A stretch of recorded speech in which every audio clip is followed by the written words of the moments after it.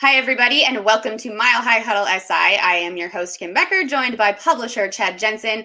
And Chad, the Broncos game against the Bills in Week 15 did not allow them to make playoff contention with that loss, obviously. So there are 2 games left in this season. What should fans expect out of this first game in LA against the Los Angeles Chargers? I think it's still worth watching because this is a very young team.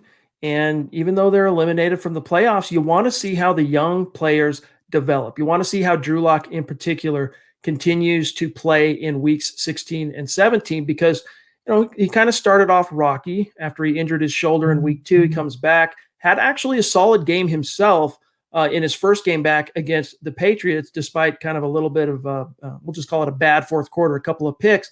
But then from there, it was kind of just really hit and miss. Since week 11, however, Drew Lock has incrementally improved. And I'm curious to see, and I think it's worth fans really paying attention and turning on these games and watching whether or not Drew Lock can continue to show that incremental, steady, consistent improvement. And by consistent, I don't necessarily mean by leaps and bounds. He doesn't have to perform like he did in Carolina in week 16 and week 17 to show consistent improvement, but just steady improvement, keeping the team ahead of the stick, so to speak, the offense, putting some points on the board. The Broncos, one area, this is something Vic Fangio talked about earlier this week, the Broncos in their last 7 trips inside the red zone, and this is one of the worst ranked red zone offenses in the NFL, but over their last 7 trips to the red zone, they are a perfect 7-7. They've converted all 7 trips into touchdowns.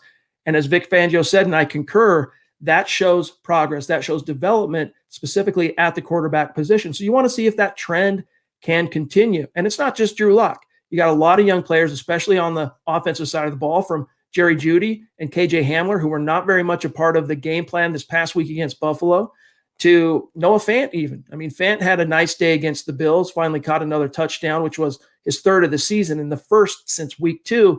But he's a young guy that you want to continue to see take steps forward. You want to see Dalton Reisner continue to play and show progress. Same goes for Cushenberry. The same goes for even Graham Glasgow, whom the Broncos signed. He was their prized free agent this past spring. But that's just the offensive side.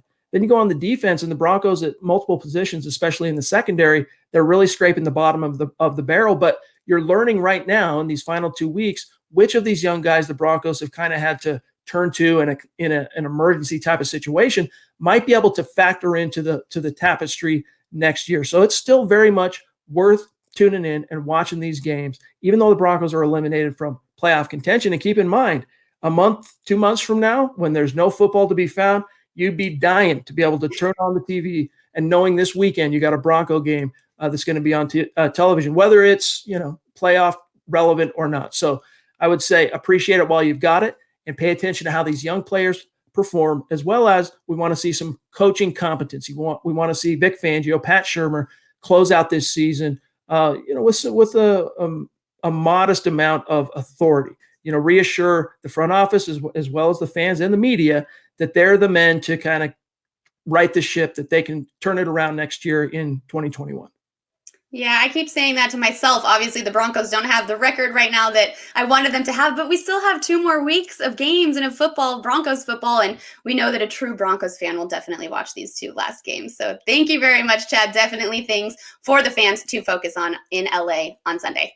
Hey, it's also worth noting these are divisional games. So, Drew Lock, he's 1-0 head-to-head against Justin Herbert. Yep. And he's 1-1 head-to-head against Derek Carr. And so you got the Chargers and the Raiders to close out the season. So that only adds to it. You want to have at least those bragging rights for that Raiders fan in your life and that Chargers fan, which are few and far between, I'll grant, as far as the Chargers fans. But that Raider fan, you want to have those bragging rights. So tune in. Yeah, two really good rival games here coming up to end up the season. So, Chad, thank you so much here at Mile High Huddle SI. I am Kim Becker.